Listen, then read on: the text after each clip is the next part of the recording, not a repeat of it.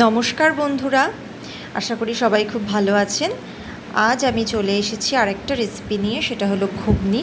তো ঘুগনির জন্য আমি মটরটা 12 ঘন্টা প্রায় ভিজিয়ে রেখেছিলাম। এরপরে আমি মটরটাকে প্রেশার কুকারে একটু লবণ দিয়ে 4টে সিটি দিয়ে সেদ্ধ করে নেব। একটা মশলার পেস্ট করব, আদা রসুন আর 3টে আমি কাঁচা লঙ্কা দিয়েছি, আর 2টো পেঁয়াজ আমি কেটে নিয়েছি মাঝারি সাইজের, আর 2টো টমেটো, আর হচ্ছে আলু।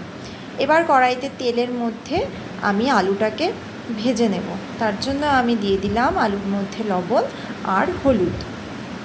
এবার আমি আলুটাকে ভেজে তুলে রাখবো। ওই তেলেই আমি ফোড়ন দিয়ে দেব জিরে আর শুকনো লঙ্কা। তারপরে আমি পেঁয়াজ কুচিটা তেলের মধ্যে দিয়ে দিলাম। এবার পেঁয়াজ কুচিটা হালকা ভাজা হয়ে গেলে আমি ওর মধ্যে টমেটো কুচিটা অ্যাড করব। আমি একটু টমেটোটা বেশিই নিয়েছি, তাহলে ভালো লাগবে ঘুগনিটা। এরপরে আমি মশলার পেস্টটা দিয়ে দেব, আদা রসুন আর কাঁচা লঙ্কা। এবার আমি সব কিছু ভালোভাবে একবার মিশিয়ে নিলাম, আর দেব ওই মশলার বাটিটা ধুয়ে সামান্য জল।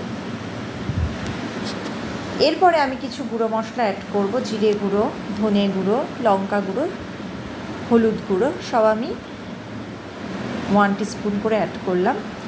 আর আমি দিয়ে দিলাম একটুখানি মিট মশলা। এটা অপশনাল, বাড়িতে থাকলে দেবেন, না হলে কোনো দরকার নেই। এবার সব কিছু ভালোভাবে নাড়াচাড়া করে মিশিয়ে নিতে হবে।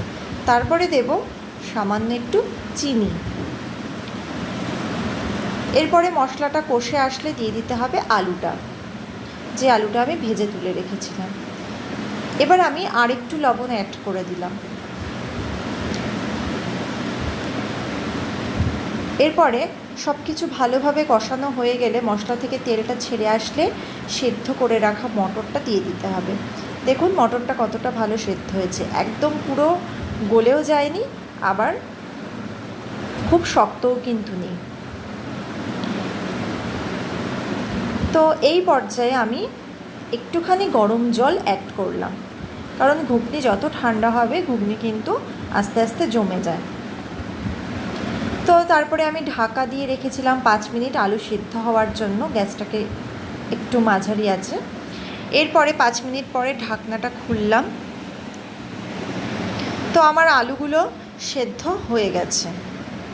তো এই পর্যায়ে আমি গ্যাসটাকে বাড়িয়ে দেব। বাড়িয়ে দিয়ে আমি একটু তরকারিটাকে ভালোভাবে ফুটিয়ে নেব। তো তারপরে নামানোর আগে আমি দিয়ে দেব একটু গরম মশলার গুঁড়ো।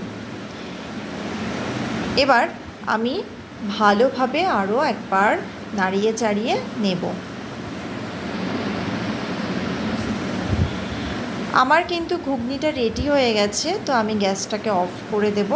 খুব সিম্পল একটা রেসিপি। তো ভালো লাগলে অবশ্যই আমার চ্যানেলটাকে সাবস্ক্রাইব করবেন। সবাই সুস্থ থাকবেন, ভালো থাকবেন। আজকের মতো টাটা।